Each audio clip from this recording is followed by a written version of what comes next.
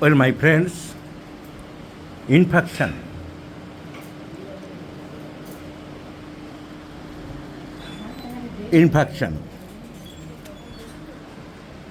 ইনফ্যাকশন কাকে বলে? এই আমরা একটা রোগী দেখব, ওনার নার্ভের কিছু প্রবলেম হচ্ছে, শরীরের কিছু প্রবলেম হচ্ছে।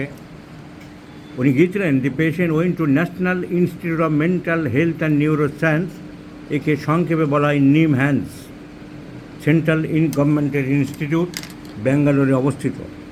সেন্ট্রাল গভর্নমেন্টের মানে অল ইন্ডিয়া ইনস্টিটিউটগুলো এক একটা ব্রাঞ্চের এক একটা ইনস্টিটিউট একটা করেই হয়, হয়তো ব্রাঞ্চ খুলতে পারে, কিন্তু সেই জন্যে নাম হয়েছে অল ইন্ডিয়া ইনস্টিটিউট। সে আয়ুর্বেদের চিকিৎসা ক্ষেত্রে হতে পারে, সে অন্য পাট শিল্পে হতে পারে, চা শিল্পে হতে পারে, সেরামিক শিল্পে হতে পারে। সেন্ট্রাল গভর্নমেন্ট থেকে একটা করে অল ইন্ডিয়া ইনস্টিটিউট তৈরি করা হয়, লেখাপড়া শেখানো, ট্রেনিং দেওয়া, রিসার্চ করা, সব কাজের জন্য।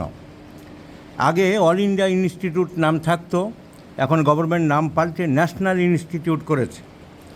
তাই অ্যালোপ্যাথিকটা দিল্লিতে হয়েছিল আগে, ওই নামেই রয়ে গেছে all India institute of medical science.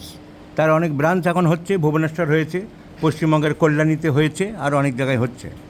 Homeopathic national institute of homeopathy কলকাতায়, এটা লখনৌতে সেই সময় করার জন্য আপ্রাণ চেষ্টা করেছিল সেই সময়ের কেন্দ্রীয় স্বাস্থ্যমন্ত্রী কংগ্রেসের করণ সিং, কিন্তু বাংলার স্বাস্থ্যমন্ত্রী ছিলেন কংগ্রেস আমলের অজিত পাঁজা, ওনার ঐকান্তিক প্রচেষ্টায় এটা কলকাতায় হয়েছে।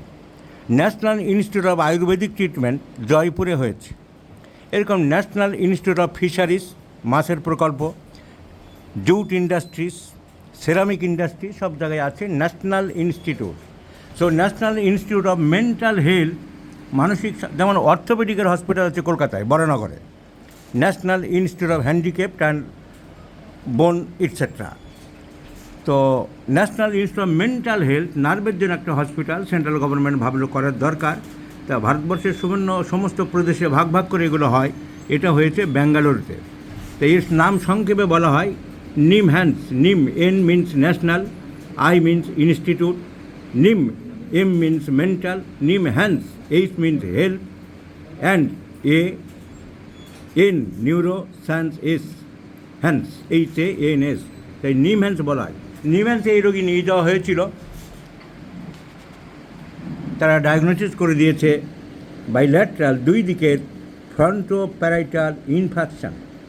ফ্রন্টোপ্যারাইটাল ইনফ্যাকশান, ইনফ্যাকশান কাকে বলে আগে জানতে হবে, তাহলে পড়াশোনা না জানলে, লেখাপড়া না জানলে, চিকিৎসা শাস্ত্রে প্রথম থেকে একজন ছাত্র ঠিক মতো সব সাবজেক্ট, অ্যানাটমি, ফিজিওলজি, প্যাথোলজি না পড়লে এগুলো বুঝতে পারবে না। What is infarction? ছোটোবেলায় সবাই পড়েছে, থার্ড ইয়ারের প্যাথোলজিতে পড়া হয়। Infarction is defined as the process of coagulative necrosis, a process of coagulative necrosis as a result of ischemia develop. রক্ত সার্কুলেশন ঠিক মতন পায় না, রক্ত সার্কুলেশন ঠিক মতো না পেলে আর্টারিতে যখন রক্ত যাচ্ছে, গিয়ে আর্টারিটা ভাগ হয়ে যাচ্ছে, আর্টারিওলস, সব জায়গায় যদি রক্ত ঠিক মতো না যায়, রক্তই মানুষকে বাঁচিয়ে রেখেছে। কারণ সব জায়গায় সমস্ত মাসেলের মধ্যে রক্ত, সামান্য একটুখানি জায়গায় একটু চেপে বেঁধে রাখলে ওখানে ঝিনঝিন চিনচিন আরম্ভ হয়ে যায়, রক্ত যেতে পারছে না বলে।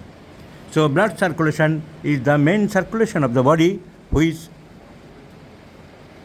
nutrices the muscles of the body, which influences of the systems of the body. So, infarction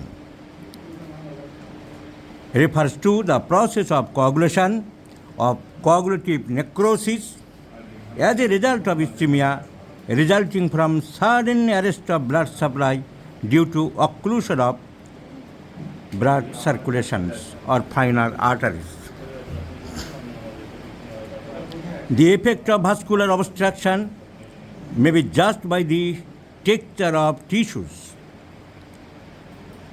So, but both the arterial circulation obstruction means both the artery and vein may be involved and they develop ischemia. In most cases, the arteries are the responsible, কারণ artery তো oxygenated ব্লাডটা supply দেয়, অক্সিজেনকে তো বাঁচিয়ে রাখে, carbon die oxide তো নয়। So in many cases the artery will be involve and the site of infarction are common in lungs, intestines, and other parts of the body, also of course brain.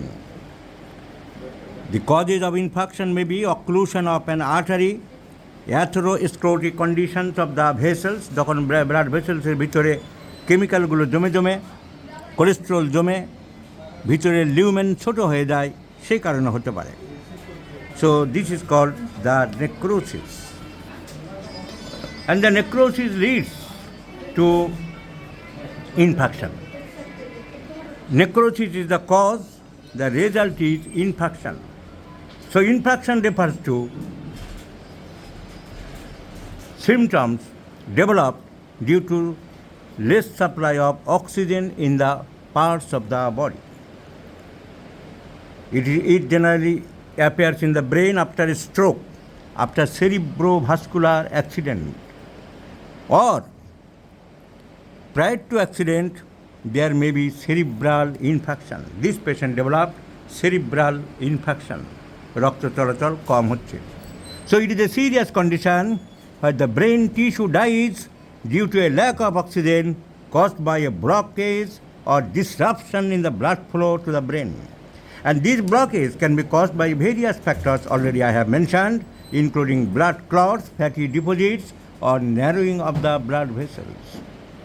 Now the brain infarction is primarily caused by a sudden interruption of the blood flow to a part of the brain. This interruption can be due to blockage or breakdown of blood vessels or finer part of the blood vessels, I mean the arterioles.